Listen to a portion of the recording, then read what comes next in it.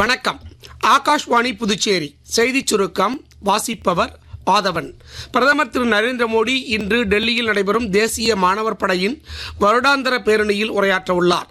கடந்த ஒரு மாத காலமாக நடைபெற்ற தேசிய மாணவர் படையின் குடியரசு தின முகாமின் பிரம்மாண்டமான நிறைவு விழாவையொட்டி இந்த பேரணிக்கு ஏற்பாடு செய்யப்பட்டுள்ளது. இந்த ஆண்டின் பேரணி தேசமே முதல் கடமை உணர்வுள்ள இளைஞர்கள் என்ற கருப்பொருளின் கீழ் நடைபெறுகிறது.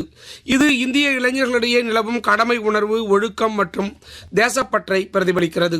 நாடு முழுவதிலுமிருந்து 2406 தேசிய மாணவர் படையினர் இந்த முகாமில் பங்கேற்றுள்ளனர்.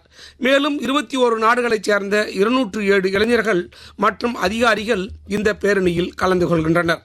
நாடாளுமன்ற பட்ஜெட் கூட்டத்தொடர் சுமூகமாக நடைபெற அனைத்து அரசியல் கட்சிகளும் அரசுக்கு ஒத்துழைக்க வேண்டும் என்று நாடாளுமன்ற விவகாரங்கள் துறை அமைச்சர் திரு கிரண் ரிஜிஜு கேட்டுக்கொண்டுள்ளார். புதுடெல்லியில் நேற்று செய்தியாளர்களிடம் பேசிய அவர், பட்ஜெட் கூட்டத்தொடரின் முதல் கூட்டத்தில் குடியரசுத் தலைவர் உரைக்கு நன்றி தெரிவிக்கும் தீர்மானத்தின் மீது விவாதம் நடைபெறும் என்றும் திரு ரிஜிஜு கூறினார்.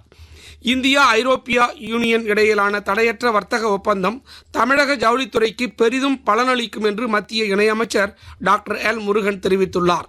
குறிப்பாக தமிழகத்தின் திருப்பூர், ஈரோடு போன்ற மாவட்டங்களும் அதனை சுற்றியுள்ள பகுதிகளிலும் உள்ள ஜவுளி நிறுவனங்கள் மற்றும் ஆடைகளுக்கு சாயமேற்றும் தொழிற்சாலைகள் பலனடையும் என்று அவர் குறிப்பிட்டுள்ளார்.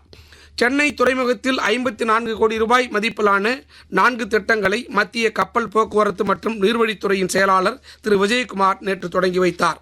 அந்தமான் நிக்கோபார் செல்லும் பயணிகளின் வசதிக்காக 29 கோடி ரூபாய் செலவில் புதிதாக அமைக்கப்பட்டுள்ள பயணிகள் முனையத்தையும் 23 கோடி ரூபாய் செலவில் தயாரிக்கப்பட்ட கப்பல் போக்குவரத்து கண்காணிப்பு அமைப்பையும் அவர் தொடங்கி வைத்தார். இத்துடன் இந்த செய்திச் சுருக்கம் நிறைவு பெறுகிறது.